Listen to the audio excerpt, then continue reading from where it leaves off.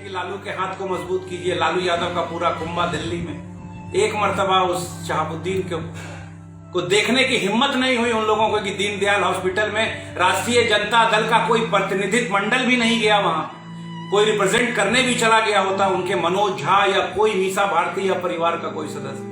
Sir मौत होती है तो शाम में ट्वीट आता है, सर मरने के बाद ट्वीट करने से क्या होता है भाई? कि एक बहुत भयानक साजिश है। और क्या कोई इंसिडेंस है लालू प्रसाद यादव जी, जिस दिन आपको आपका परिवार एम्स से निकाल रहा है उसी की सुबह में शहाबुद्दीन की रूह परवाज हो रही है। क्या है, क्यों नहीं गए आपके कोई बेटे? इतने बड़े लीडर हैं जिनको उंगली पकड़ के शहाबुद्दीन ने सियासत सिखाया, वो आज इतने बड़े लीडर हो गए कि आज उसकी मौत पर उनके बेटे के पास नहीं खड़े हुए। क्या है शहाबुद्दीन की मौत की मिस्ट्री? ये सवाल इसलिए क्योंकि जिस तरीके से रिश्तेदार, परिजन और उनके बेटे लगातार उनके निधन की खबर के बाद से अपने पिता की मौत को एक राज बता रहे हैं। दरअसल शहाबुद्दीन के बेटे ने साफ तौर पर कहा कि जिस तरीके से मेरे पिता की मौत हुई है उसमें मुझे संशय है। जाहिर सी बात है उन्हें अपने पिता से बात करने की इजाजत नहीं दी जा रही थी। इतना ही नहीं, सूत्रों के हवाले से हमारे पास भी इस बात की जानकारी आई कि शहाबुद्दीन की आरटी-पीसीआर रिपोर्ट नेगेटिव थी। अब ऐसे में जाहिर सी बात है रिश्तेदार कई तरह की बातें अब मीडिया के सामने रख रहे हैं। इसी कड़ी में शहाबुद्दीन के एक और रिश्तेदार ने अपना एक वीडियो साझा किया है। दरअसल उन्होंने पूरी तरीके से आरजेडी सुप्रीमो यानी कि लालू प्रसाद यादव और उनके पूरे परिवार पर सवाल खड़े किए हैं। सवाल इसलिए क्योंकि जिस दिन राजद सुप्रीमो लालू प्रसाद यादव की जेल से रिहाई हुई उसी दिन शहाबुद्दीन की मौत की भी खबर सामने आई। अब ऐसे में उसे जोड़कर रिश्तेदार कहीं ना कहीं कई सारी बातों की तरफ इशारा करते नजर आ रहे हैं। इससे पहले भी अपने ट्वीट के माध्यम से कई सारी बातें राजद सुप्रीमो लालू प्रसाद यादव की तरफ से की गई। इतना ही नहीं, ये जो रिश्तेदार हैं उन्होंने साफ तौर पर कहा है कि नेता प्रतिपक्ष तेजस्वी यादव से भी जब उन्होंने बातचीत करने की कोशिश की तो उनका फोन नहीं मिल पाया, उनसे बातचीत नहीं हो पाई। इतना ही नहीं, उन्होंने साफ तौर पर ये सवाल किया है कि आखिर आरजेडी को सींचने में जब शहाबुद्दीन की इतनी बड़ी अहमियत रही है, वो एक लीजेंडरी नेता रहे हैं, उनके जैसा दूसरा शख्सियत अभी तक नहीं और आने वाले दिनों में शायद होगा भी नहीं, फिर भी आरजेडी उनके साथ खड़ी होते दिखाई नहीं दी। इस मुश्किल घड़ी में उनके बेटे बिल्कुल अकेले थे, उनके परिवारजन बिल्कुल अकेले थे। आखिर आरजेडी में से कोई भी नेतृत्व के लिए क्यों नहीं सामने आया? उन्होंने सवाल किया कि आखिर नेता प्रतिपक्ष तेजस्वी यादव क्यों नहीं खड़े हुए? आखिर उनकी बेटी मीसा भारती जो दिल्ली में ही रहती है वो भी क्यों नहीं आई? इस सवाल का जवाब आखिर कौन देगा? इसके अलावा आरजेडी सुप्रीमो लालू प्रसाद यादव को लेकर और उनके पूरे परिवार को लेकर रिश्तेदार का क्या कुछ कहना है, छोड़े जाते हैं आपको उनके पूरे वीडियो के साथ। कि लालू के हाथ को मजबूत कीजिए। लालू यादव का पूरा कुंबा दिल्ली में, एक मर्तबा उस शहाबुद्दीन को देखने की हिम्मत नहीं हुई उन लोगों को कि दीनदयाल हॉस्पिटल में राष्ट्रीय जनता दल का कोई प्रतिनिधित्व मंडल भी नहीं गया, वहां कोई रिप्रेजेंट करने भी चला गया होता उनके मनोज झा या कोई मीसा भारती या परिवार का कोई सदस्य। सर मौत होती है तो शाम में ट्वीट आता है, सर मरने के बाद ट्वीट करने से क्या होता है भाई? जब उनको जरूरत थी बेहतर इलाज की, जब कोर्ट का दरवाजा खटखटाया गया था, कोर्ट ने ऑर्डर दिया था कि 24 घंटा में 2 मरतबा परिवार के लोगों को रिपोर्ट दिया जाए, उनसे बात करवाया जाए, कहां कोई व्यवस्था करा पाए? हम लोग क्या कर सकते हैं? हम लोग तो न्यायालय के पास जाके गुहार लगाएंगे। गुहार लगाया गया, उन्होंने पहले ही एक रिट फाइल कर रखा कि हमारी जान को खतरा है। सर क्यों ऐसा अन्याय? वैसे इंसान के साथ जिस इंसान ने अपनी पूरी जिंदगी अपने परिवार के लिए नहीं इस पार्टी को सींचने में लगा लिया, आज जितना तरह का मुकदमा उस इंसान पे है, कोई आदमी अगर बैठ के बात करे, जो इस मीडिया के इलेक्ट्रॉनिक मीडिया के लोग सिक्के के एक पहलू को उजागर करके किसी के कैरेक्टर का असैसिनेशन करते हैं, जितने मुकदमात हैं और इसमें उनको ढाला गया है तमाम पॉलिटिकली मोटिवेटेड मुकदमात हैं।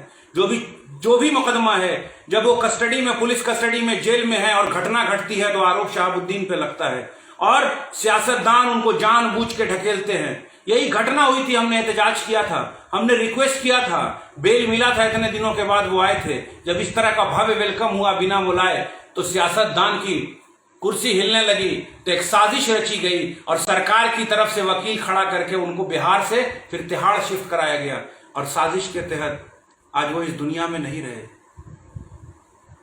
सर, वो तो जाना सबको एक दिन है, मौत बरहक है, मगर इस बात का पूरा यकीन है, शंका ही नहीं है कि ये एक बहुत भयानक साजिश है। और क्या कोइंसिडेंस है लालू प्रसाद यादव जी, जिस दिन आपको आपका परिवार एम्स से निकाल रहा है उसी की सुबह में शहाबुद्दीन की रूह परवाज हो रही है। क्या है, क्यों नहीं गए आपके कोई बेटे? इतने बड़े लीडर हैं जिनको उंगली पकड़ के शहाबुद्दीन ने सियासत सिखाया, वो आज इतने बड़े लीडर हो गए कि आज उसकी मौत पर उनके बेटे के पास नहीं खड़े हुए।